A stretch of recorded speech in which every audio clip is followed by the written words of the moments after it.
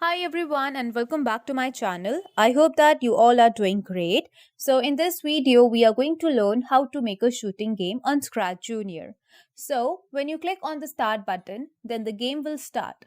Now when you press to the left and the right arrow, then the triangle and the star will move towards the left and right hand side. Now this triangle is working as a launcher here and the star is working as a bullet. So when you tap on this launcher, on this triangle, then the star will move upside. Now if the star touch to those orange characters, then the characters will hide for some seconds and then it will show back again, right? And if you hit to that, that purple color character, then it says game over, play again, right?